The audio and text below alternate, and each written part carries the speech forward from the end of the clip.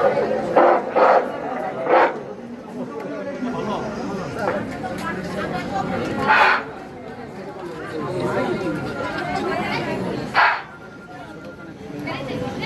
আলাইকুম। আমার প্রিয় সহকর্মীবৃন্দ, যারা সারাদিন কষ্ট করে উপস্থিত ছিলেন এবং একই সাথে বাংলাদেশের ৮০টি পল্লী বিদ্যুৎ সমিতিতে আজ দ্বিতীয় দিনের মতো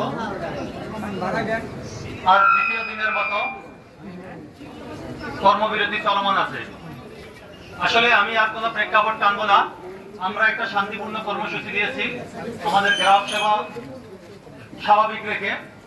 আমরা গত 2 দিন যাবৎ আমাদের যে কর্মবিরতি চলতেছে, অবস্থান কর্মবিরতি, আমরা আশা করেছিলাম আমাদের অভিভাবক বাংলাদেশ পল্লী বিদ্যুতায়ন বোর্ডের ঊর্ধ্বতন কর্তৃপক্ষ তারা আমাদের সাথে বসবে বা আমাদের কোনো বিষয়ে আশ্বস্ত করবে, তাইলে হয়তো আমরা আমাদের কর্মে ফিরে যেতাম। কিন্তু অত্যন্ত দুঃখের বিষয় হচ্ছে গিয়ে তারা তো আমাদের সাথে কোনো বিষয়গুলি নিয়ে বসতে চাই নাই।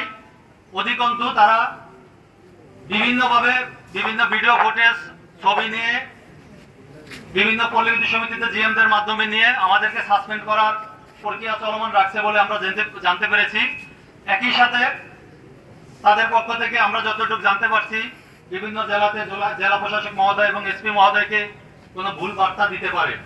বিভিন্ন পল্লী বিদ্যুৎ সমিতিতে প্রশাসনের লোক গেছে, বিষয়গুলি জানতে চাইছে। আসলে কি কতটুকু হয়েছে আমরা জানি না। আমাদেরকে এখানে ডেকেছিল, আমরা গিয়েছিলাম জেলা প্রশাসক মহোদয়ের দপ্তরে, কিন্তু স্যারকে আমরা পাই নাই। অনেকক্ষণ অপেক্ষা করার পর আবার চলে আসছি। আমি একটা কথাই বলতে চাই, এটা বঙ্গবন্ধুর সোনার বাংলাদেশ, 30 লক্ষ লোক শহীদদের বিনিময়ে এই বাংলাদেশ অর্জিত হয়েছে। আমরা যে বৈষম্যের শিকার হচ্ছি, আমরা যে নির্যাতনের শিকার হচ্ছি, আমরা যে অবিচারের শিকার হচ্ছি, শোষণের শিকার হচ্ছি, যে উদ্দেশ্য নিয়ে আমরা এখানে নেমেছি, আমাদের কোনো অসৎ উদ্দেশ্য নাই। স্পষ্ট আকারে বলতে চাই, আমাদের উদ্দেশ্য একটাই, একই প্রতিষ্ঠানে 2 রকম চাকরিবিধি থাকতে পারবে না। অভিন্ন সার্ভিস কোড বাস্তবায়ন সহ যত প্রকার বৈষম্য আছে সকল বৈষম্য দূর করতে হবে। একটা স্থায়ী প্রতিষ্ঠানে একই ধরনের কাজ যে সকল কর্মীরা করে তাদের ভিতর কোনো আলাদা শ্রেণী থাকতে পারবে না, কোনো শ্রেণী বৈষম্য থাকবে না, কোনো চুক্তিভিত্তিক থাকবে না। একজন লাইনম্যান, একজন মিটার রিডার বা একই সমপরিমাণ কাজ করার পরে একই পদের ধরনও এক, কাজের ধরনও এক, একজন চুক্তিভিত্তিক আরেকজন নিয়মিত, এটা থাকতে পারবে না। আমরা তাদের চাকরি নিয়মিত এবং অভিন্ন সার্ভিস কোড বাস্তবায়নের জন্য আমরা মাঠে নামতে বাধ্য হয়েছি। আমরা ইতিপূর্বে কর্তৃপক্ষকে একাধিকবার জানিয়েছি। এই জানানোর তারা প্রেক্ষাপটে আমাদের ইতিপূর্বে 4 জন সহকর্মীকে সাময়িক বরখাস্ত করছে, 2 জনকে স্ট্যান্ড রিলিজ করছে এবং 80টা পল্লী বিদ্যুৎ সমিতি থেকে তালিকা ধরে নিয়েছে। তারা বিভিন্নভাবে হুমকি দিচ্ছে, সবাইকে চাকরিচ্যুত করবে। সরকারের কাছে তারা আমাদের সম্পর্কে বাজে বাজে মন্তব্য করতেছে বলে আমরা বিভিন্ন সোর্সে জানতে পারছি। এর একটা সঠিক উদাহরণ হচ্ছে, সরকারের পর্যায় থেকে আমরা এখন পর্যন্ত কোনো উদ্যোগ নেওয়া বা বিষয়গুলি তাদের আমল নেওয়ার কোনো আমরা আলামত পাই নাই। একটা জরুরি সার্ভিসে যদিও আমরা জরুরি সার্ভিস অক্ষুণ্ণ রেখেছি, কিন্তু এতগুলি কর্মীরা মাঠে নামছে আন্দোলন করতে, সরকারের পর্যায় থেকে আমরা এখন পর্যন্ত কোনো বার্তা পাই নাই বা আমাদেরকে কোনো আশ্বস্ত করা হয় নাই। ওদিকে কিন্তু পল্লী বিদ্যুতায়ন বোর্ড থেকে আমাদের ধারণা সরকারকে ভুল মেসেজ দেওয়া হচ্ছে।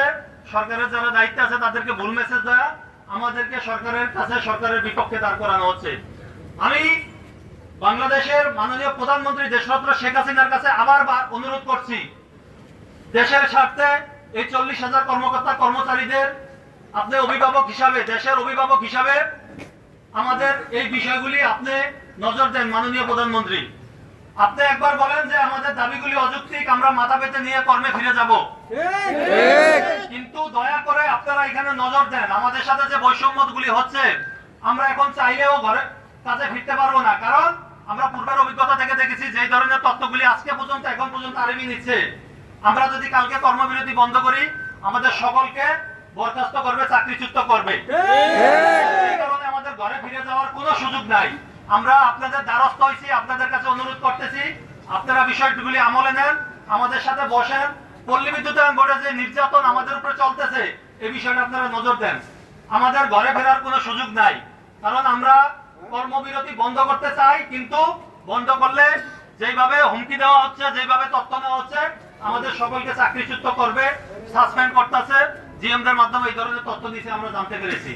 সুতরাং আমরা আমাদের আর ঘরে ফেরার সুযোগ নাই। আমি অনুরোধ করব এই আন্দোলন চালিয়ে যাবেন আপনারা।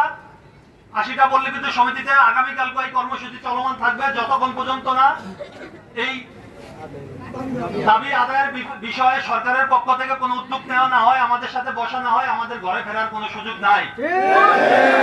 আমি আপনাদের সকলের প্রতি অনুরোধ করব, আপনারা সবাই বলছেন কর্মসূচি চালিয়ে যাবেন। আমাদের যদি আপনারা মনে করেন যে হ্যাঁ আমাদের সেফটির জন্য চালিয়ে যাওয়া দরকার, চালিয়ে যাবেন, তবে অবশ্যই অনুরোধ করব কোনো গ্রাহক যাতে হয়রানি না হয়। আমি বেশি কিছু বলবো না। আর বিভিন্ন ভাবে গোয়েন্দারা এখানে এসে আমাদের খুঁজতেছে, নাম ধরে সারা বাংলাদেশে এভাবে যাচ্ছে। আমি জানি না আগামীকালকে আমি হয়তো এখানে দাঁড়ায় কথা বলতে পারবো কিনা, তবে আপনাদের প্রতি, আপনারা আমার সহকর্মী, আমার ভাই, কেউ আমার বোন, সকলের প্রতি অনুরোধ থাকবে, আমি যদি নাও থাকি আপনারা এই অন্যায়ের বিরুদ্ধে লড়ে যাবেন যার যার অবস্থান থেকে। আমি যদি বলতে চাই, বঙ্গবন্ধুর সেই প্রেক্ষাপটে বঙ্গবন্ধু বলেছিল আমি যদি ঘোষণা দেওয়া নাও পারি তাহলে তোমরা লড়ে যাবে, এই ধরনের একটা কথা বলেছিল। আমি সেইভাবেই বলতে চাই আপনাদের কাছে, আমরা জাতির পিতার আদর্শে গড়ে ওঠা এই জাতি। আমিও আপনাদের বলতে চাই, আমি যদি নাও বলতে পারি, আমি যদি কালকে নাও থাকি, একটু পরে যদি আমি নাও থাকি, অন্যায়ের কাছে আপনারা মাথা নত করবেন না।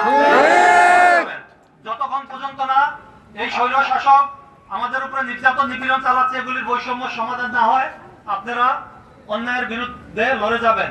তবে কোনো ক্রমেই যাতে কোনো গ্রাহক হয়রানি না হয়। আমি বেশি কিছু বলবো না। কালকে থেকেও কর্মসূচি চলবে, যেহেতু এখন পর্যন্ত আমরা কোনো আশ্বস্ত বা কর্তৃপক্ষের কাছ থেকে পাই নাই বা সরকারের পক্ষ থেকে পাই নাই।